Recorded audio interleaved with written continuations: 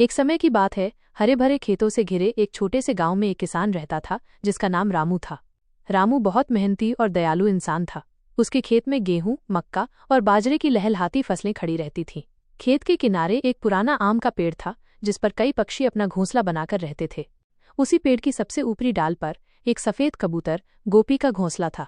गोपी वहां कई सालों से रहती थी। वो दिन भर खेतों में दाना चुगती, अपने बच्चों के लिए खाना लाती और आसपास उड़कर खेतों की देखभाल भी करती, मानो वो रामू की साथी हो।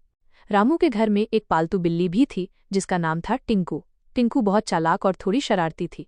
उसका ज्यादातर समय चूहों को पकड़ने में बीतता, लेकिन उसे कबूतर को पकड़ने का भी लालच था।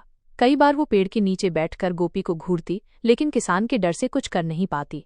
एक सुबह आसमान बादलों से घिरा था। एक किसान अपने खेत में पानी दे रहा था। गोपी, एक चिड़िया, अपने बच्चों के साथ चहक रही थी, जबकि टिंकू नाम की एक बिल्ली चुपचाप एक पेड़ के नीचे बैठी थी।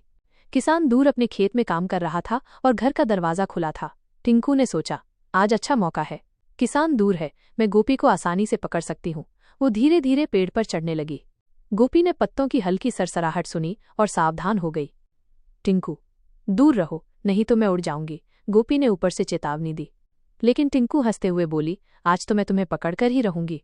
टिंकू गिलहरी पेड़ की आधी डाल तक पहुंच गई थी, तभी दूर से एक किसान की आवाज आई, टिंकू, नीचे आओ।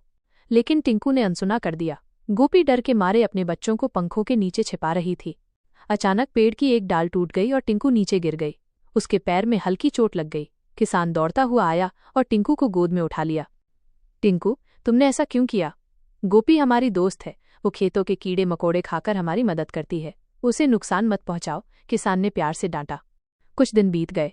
टिंकू का पैर अब ठीक हो गया था। एक दोपहर अचानक तेज आंधी और बारिश शुरू हो गई।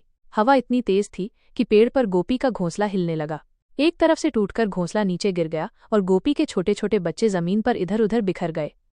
टिंकू ने ये देखा और उसका दिल पसीज गया।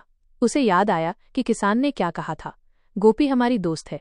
वो तुरंत दौड़कर उन बच्चों को अपने मुंह में हल्के से पकड़कर सुरक्षित जगह ले गई, जैसे माँ अपने बच्चों को उठाती है। गोपी थोड़ी देर बाद उड़कर आई और अपने बच्चों को सुरक्षित देखकर हैरान रह गई। टिंकू, मैंने सोचा था तुम मेरी दुश्मन हो, लेकिन तुमने मेरी जान बचाई, गोपी ने भावुक होकर कहा। बारिश थमने के बाद किसान भी आ गया। उसने टिंकू और गोपी को साथ देखा और मुस्कुरा दिया। देखो, मदद करने से दिल के रिश्ते बनते हैं। अब तुम दोनों दोस्त हो गए हो, किसान ने कहा। उस दिन के बाद टिंकू और गोपी में अटूट दोस्ती हो गई। गोपी खेतों में किसान की मदद करती और टिंकू घर की रखवाली करती। दोनों एक दूसरे के साथ खेलते, बातें करते और गांव में दोस्ती की मिसाल बन गए।